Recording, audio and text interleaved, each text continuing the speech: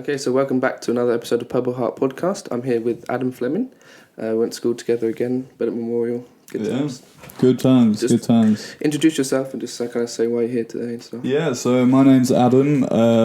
I went to Bennett Memorial, and so I've struggled with mental health issues throughout my whole life, and I thought that it would be nice to come on and speak about them in a nice context and try and replicate with people and talk about what it is and create a nice dialogue conversation about it. Exactly, because so after I posted my last podcast, you FaceTimed me afterwards and said, you want to get involved, you want to come along? Definitely. I mean, I've suffered with anxiety as well, and the talk was really, really good, and I found it really, really empowering.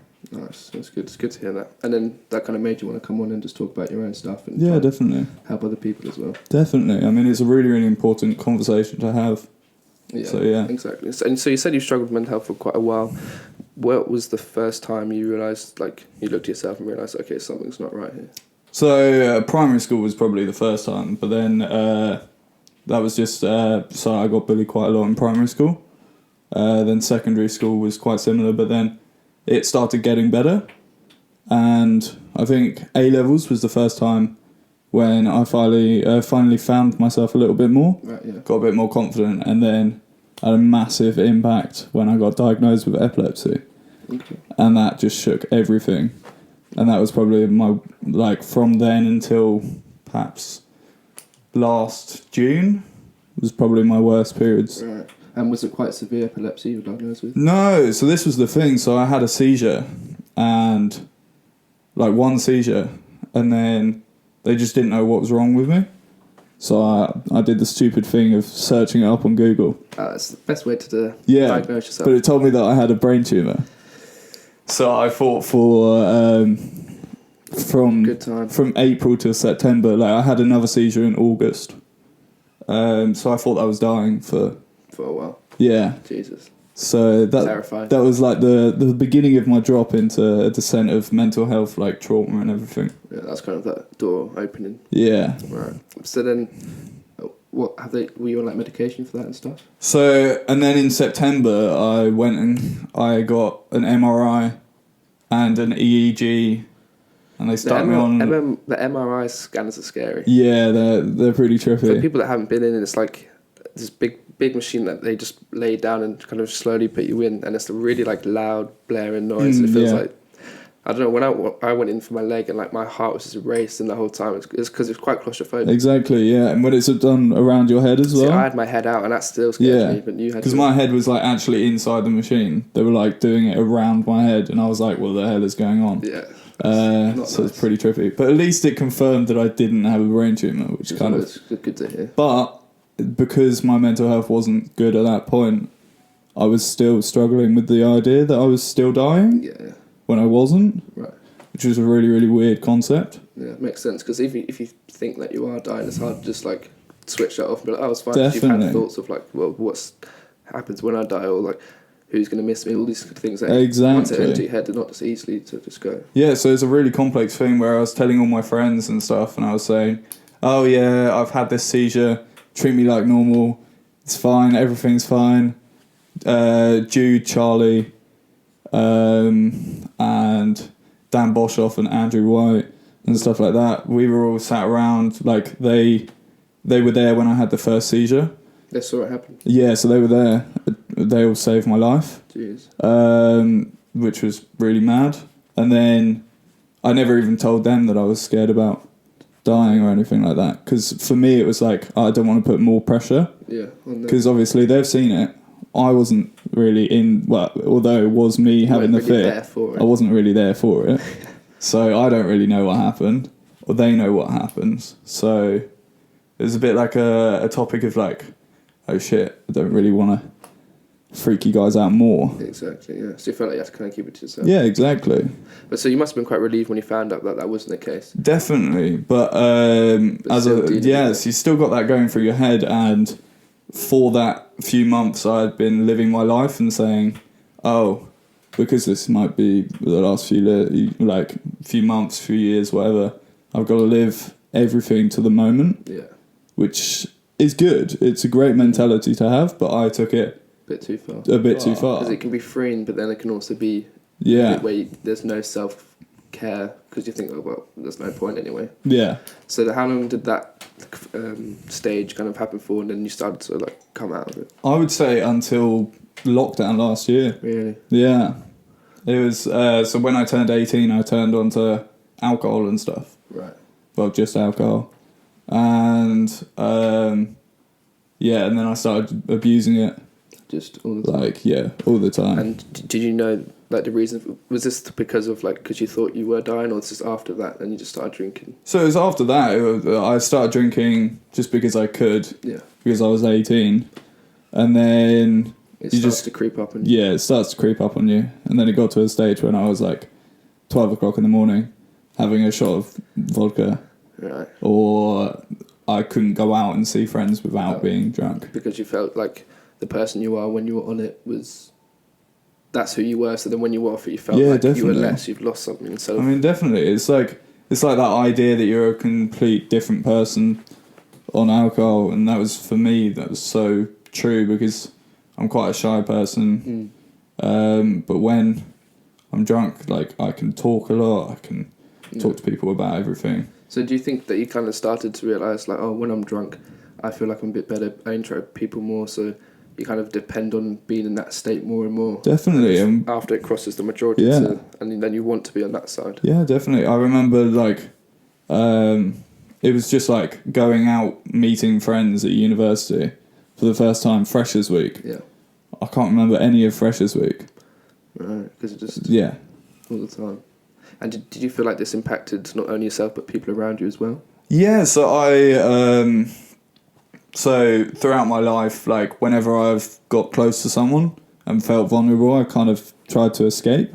Right. I don't really What know do you why. mean by that? So, say if I was, like, talking to a girl, so my girlfriend that I've got now, she's absolutely amazing. But our relationship started and I was feeling vulnerable and my mental health wasn't good at all. And because you so felt I ran vulnerable, away you from wanted that. to Yeah. back away.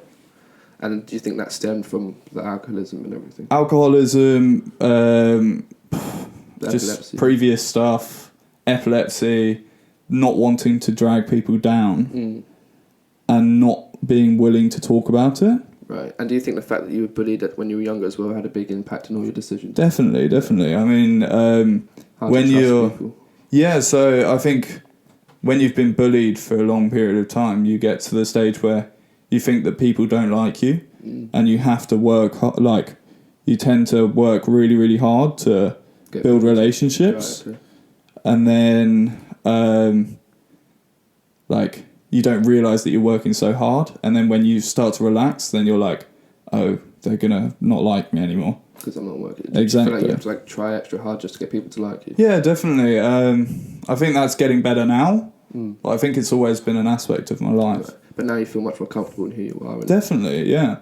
I mean, this year, like, I've been doing loads of music and stuff, and whenever I feel down or stuff, I've found that music's really, really helped me. Right, you can express through your art. Yeah, definitely. Yeah. I think that's a good thing. I remember speaking to someone before about creativity and just how much that can actually help you. Because a lot of like thoughts we have, because they're so abstract and big, it's hard to like, maybe put them into words, but to express them through music, or if you're painting or something, it's you kind of get an abstract image out, and that kind of maybe make more sense of it. Yeah, definitely. I mean, it's why there are so many more sad songs than happy songs. Exactly. Because people sit down and they write about what they're feeling.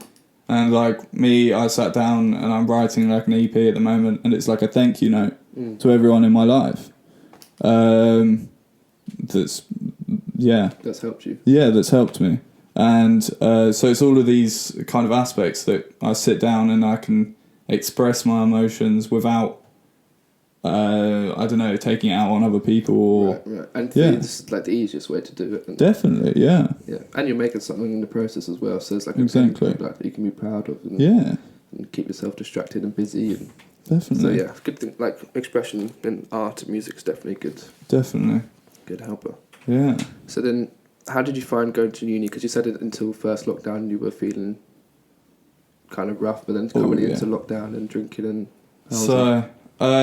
So when I joined uni, Sorry, what uni did you go to? University of Sussex, so in Brighton. Falmer, just outside of Brighton. Yeah. But I live in Brighton, and so for the first... When I was there until March, obviously, when lockdown happened, my housemates that I lived with last year in halls, so I was living with an RA who's like second year, like has their friends, doesn't really hang out in the house, and then someone who just sat in their room, didn't do anything, and then there was another person, but we didn't see her for the whole year. We'd constantly try and knock and like arrange stuff. She was never in the room. So it was basically just me alone in a house with like really, really bad, like quite bad mental health. Restrictions outside. Restrictions so this was before. This was before the restrictions. Right. So I wasn't spending any time in the house. If I was going to go see someone, I'd go out, and if I was going out, then I'd have a drink. Right. Or if I was going to there was a point when there was a lecture, and we were watching a movie, and I brought beers to the lecture, and I was like, "What am I doing?" Yeah. But that stage, I was like, "Oh yeah, that's completely fine." Yeah, I just didn't see any problem with it, and that's the thing. Like when you're in something, it's really hard to realise what you're in, and so it's not until when you're out of it and you go, "Wow, look how it was before." I mean, it got to the point where like I went home for Christmas last year, and I didn't drink for a day. And my mum kept on looking at me and being like, "Adam, are you okay?" Because I couldn't stop shaking. Right. Like, physically, I couldn't pick up a glass without shaking. Because, like, your body needed that. Yeah. Wow. So it was bad. Why didn't you drink over Christmas? No, it was just one of those days. And then you realised, like, this is getting bad. Yeah, it was, like... So what was your kind of plan? Because once you realised, like, how bad this alcohol was, how did you kind of... Well, I think, like, my parents don't really drink that much. Not for any reason, they just don't drink that much. Yeah. They might have a glass of wine at the weekends, but other than that... Yeah. So, I think when I came home from lockdown, so I tried to get help at the universities, and it's a massive thing. Like, universities needed a lot more support for... Like, as in they need to support more people for mental health. Yeah. I tried to get help. They put me on a 4-month waiting list. 4 months? Yeah. Yeah. So it's a really, really difficult thing because when you're in that situation, you just want help. And sometimes you don't feel comfortable enough to talk to your friends about it. Exactly. Which I'll talk about in a little bit, yeah. But, like, you get in that situation where you're like, oh... I'm in drastic need of help, what do I do? So I went home for lockdown. I didn't drink because I didn't have the money. Right, yeah. And there's not much alcohol because your parents are drinking. Yeah, exactly. I was shaky all the time. But then, like, I sat down with my mum, and this is the one conversation that I would always look at, and it would be like, that saved my life. Because at that point I was going through like suicidal thoughts, self-harm, everything like that was going through my head.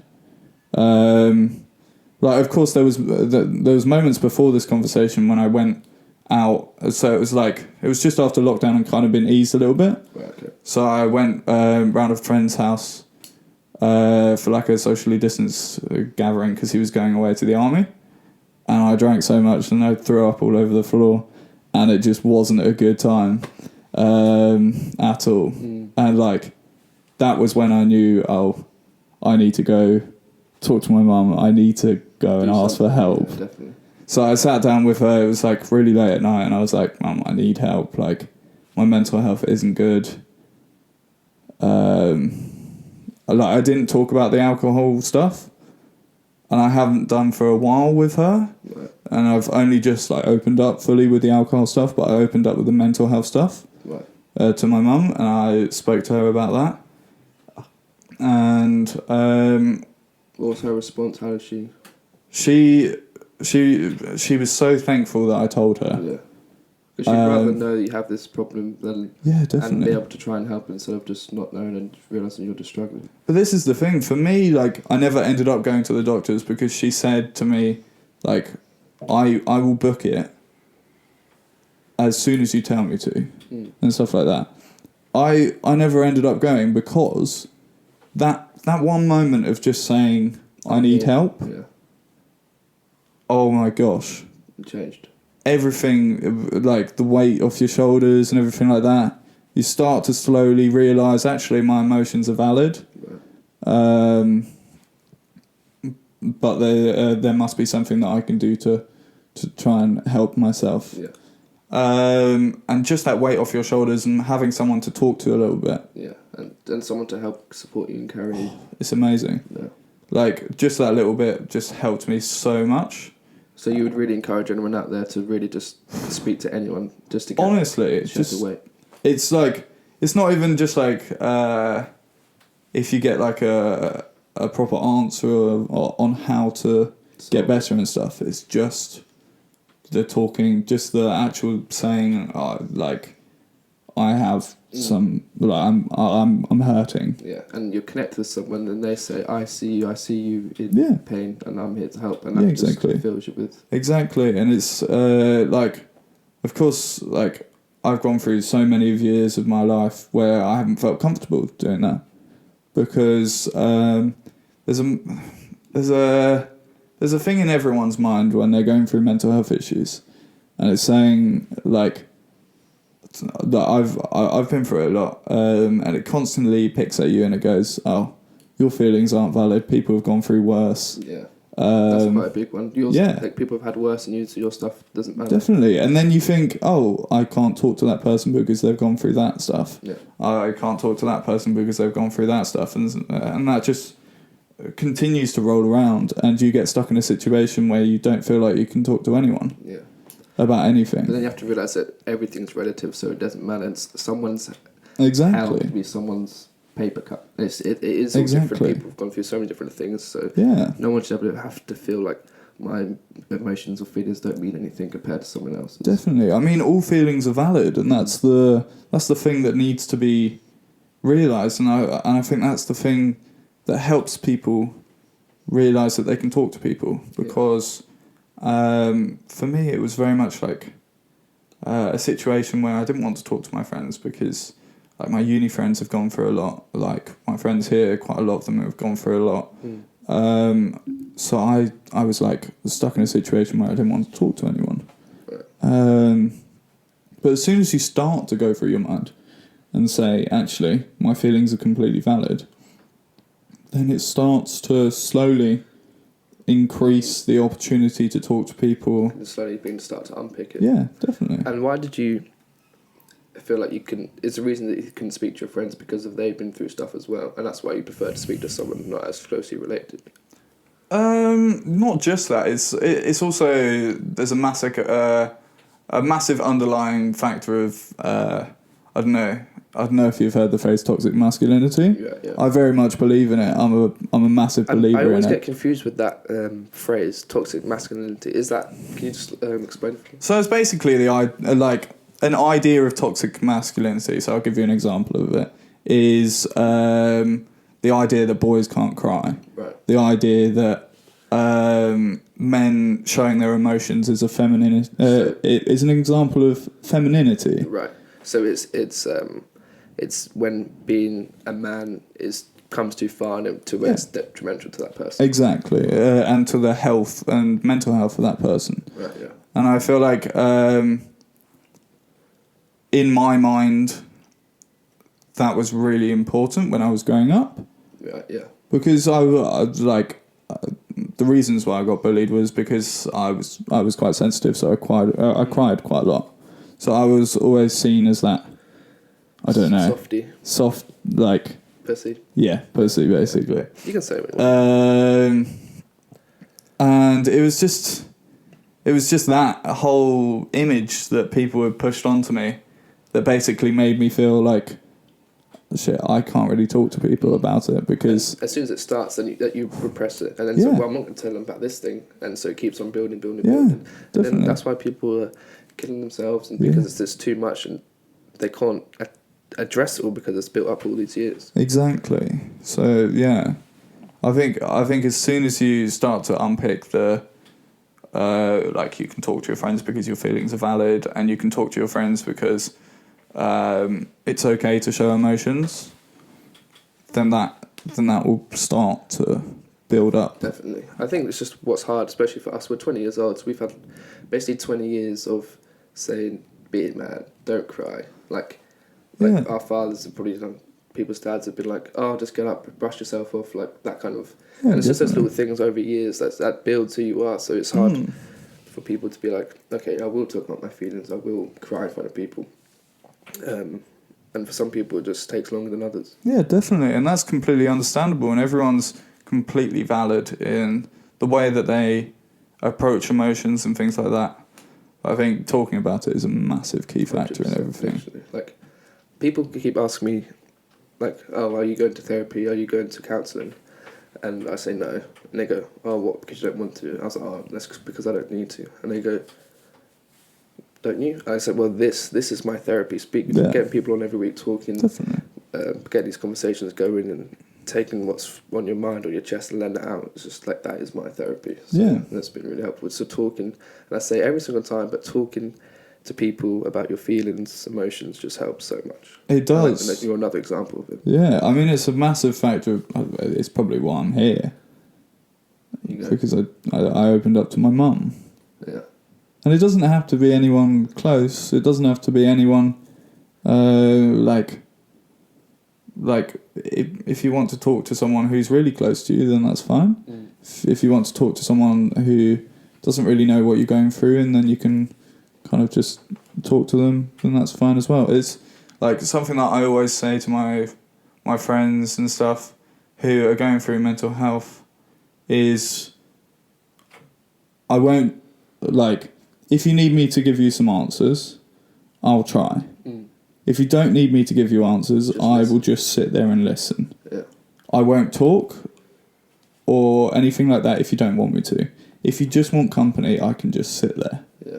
And they can just feel free to maybe not speak or speak when they need to, and you're just there for them.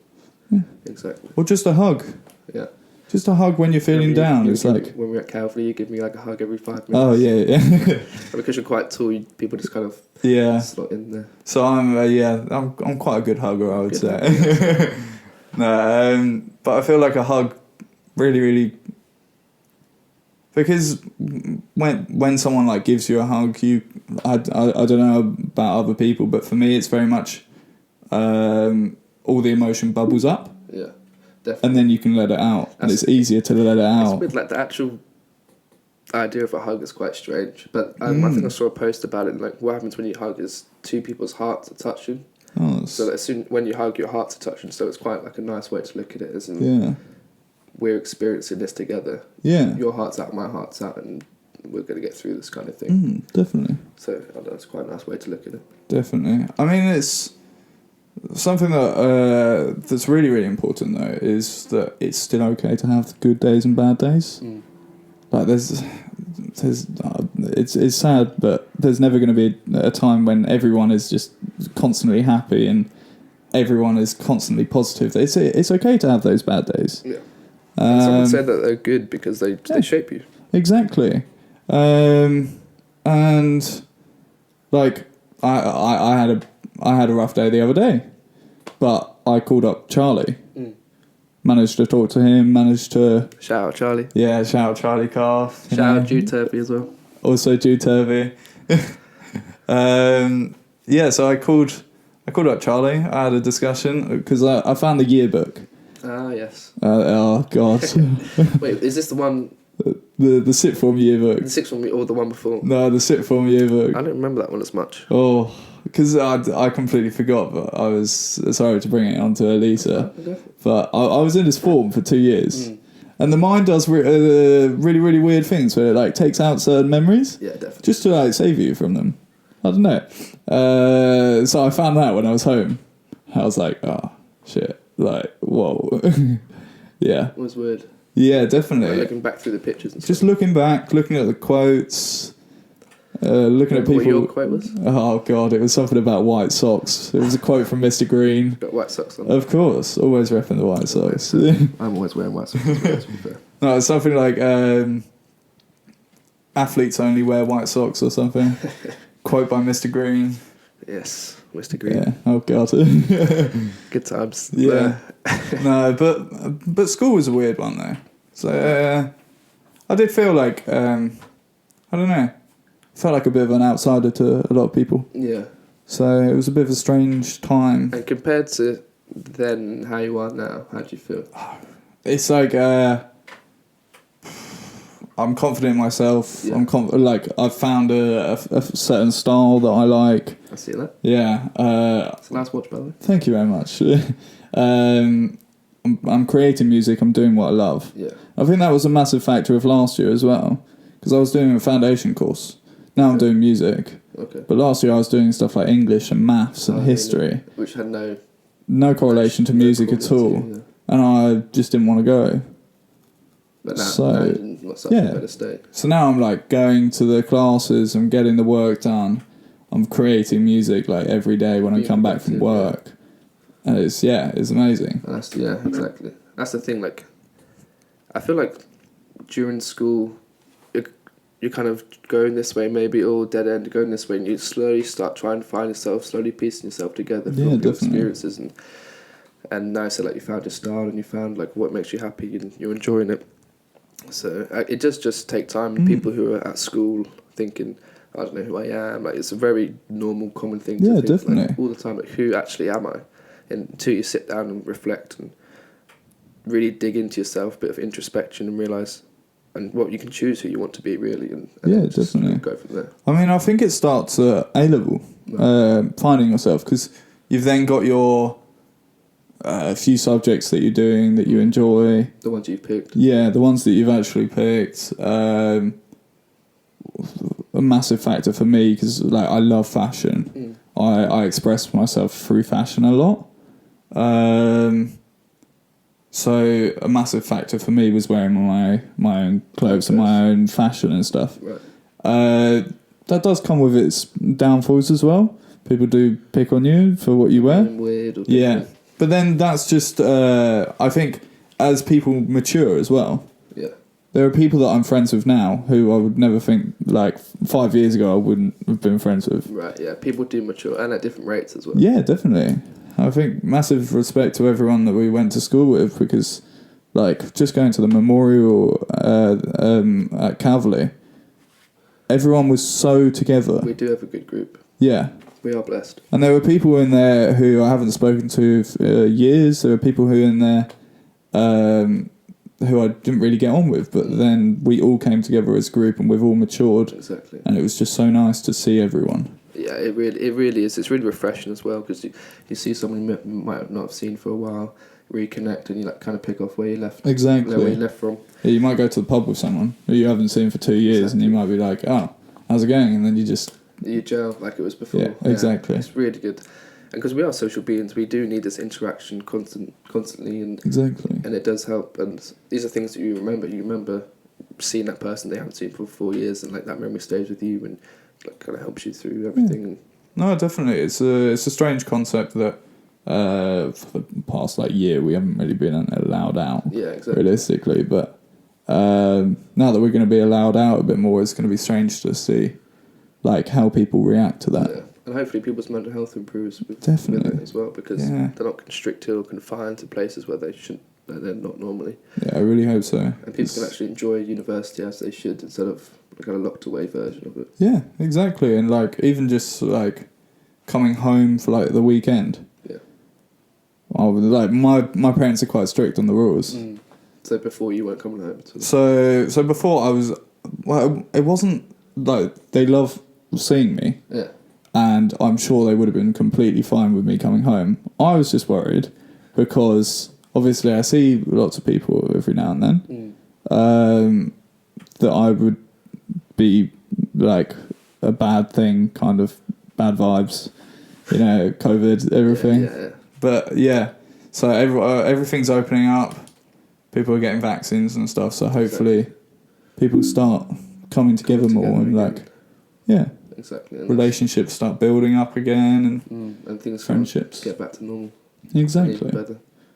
Yeah. So, because we just touched on Lisa as well, because obviously you were friends with him, all went to the same school and stuff. Yeah. How were you when you found out the news and impacted by it?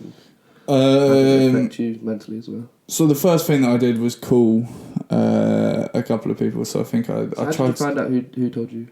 So I found out through. So I was at my girlfriend's at the time up in London, and I found out through. I think it might have been Jude. Jude. Yeah. First thing that I did was call him, and then I called like Amelia. Griffin. Yeah, and checked up on those. A couple of other people, so Charlie and stuff. I think I sent you a message. Yeah, I think so. Yeah. At that point, I'd completely forgotten. Like my mind was doing that thing of like Just taking everything like, oh, this is bad. I'll get rid of it. yeah. This is like a memory of you two. Take that, put it in a drawer. And it was kind of going, oh yeah, you need to check up on these people, make sure that they're all right, blah, blah, blah, blah, blah. And then when I went to, so I like, it was really tough. To process. Yeah. I mean, I don't think I properly processed it until we were at Calverley. And then that was a big, like, what the hell's going on? Yeah. And then, and then I found the yearbook, and that was a bit of a rocky one. It's obviously like 2 years of your life sat around in a table, like because we sat on the same table together. Yeah, it was like me, Peter Landstone. Wait, what form was it again? It was the yellow one. Merton? I have no idea. Do you know the yellow one? What's the yellow one? Gandalf. Gandalf. Yeah, Gandalf. Gandalf. Not Gandalf. You shall not pass your A levels. No, Gandalf. Yeah, but it was a really and then I found that and I was like, oh my gosh. And that unlocked some memories. Yeah, so it's like the picture on the picture. It's like me, James, Peter, Olisa, and it's us four that were sat on the table with Alex Kinson and stuff. And seeing that was like, oh shit, like, oh damn.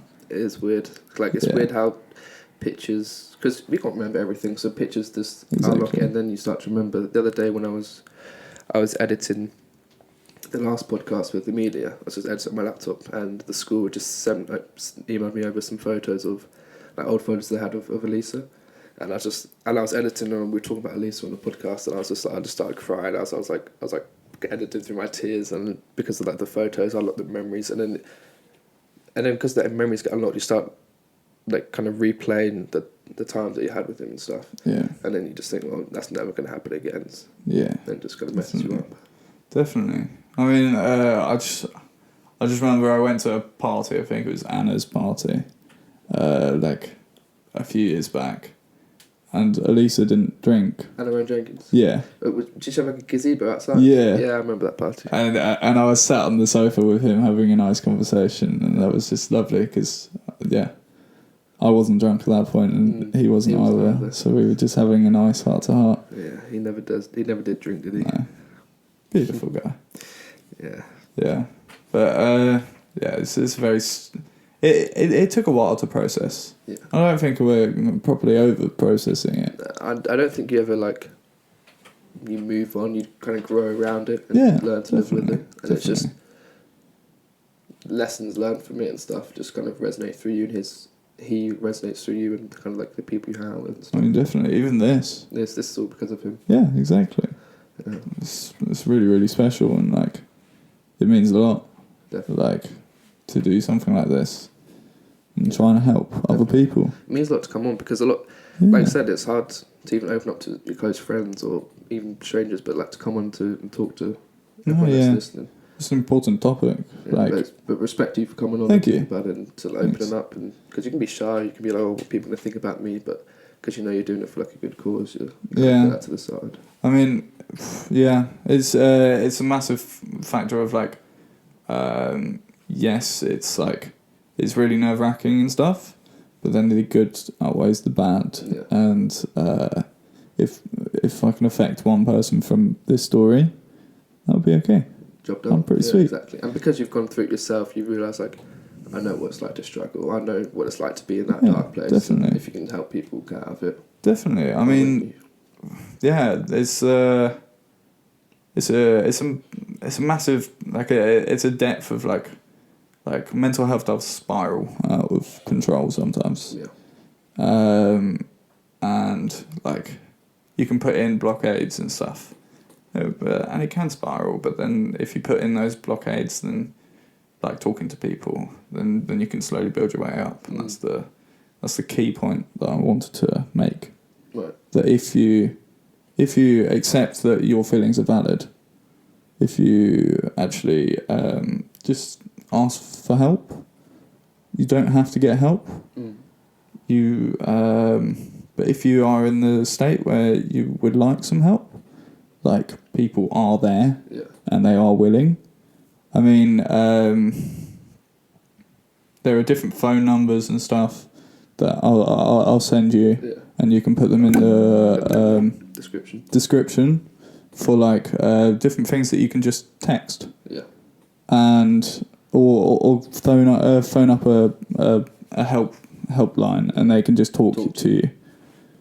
Yeah, and it's just little things like that which can make the world a difference. Exactly. Like you said, when you just spoke to your mum, that just was so life changing. Yeah, it just definitely. takes one conversation could save your life. Literally. I mean, it's mad. Yeah. Yeah. But there it is. Yeah, hopefully this can start some conversations. Definitely. So I just, basically encourage anyone who feels they need help to ask for it. You can always message me on the Instagram, or I'm always on there so people can talk.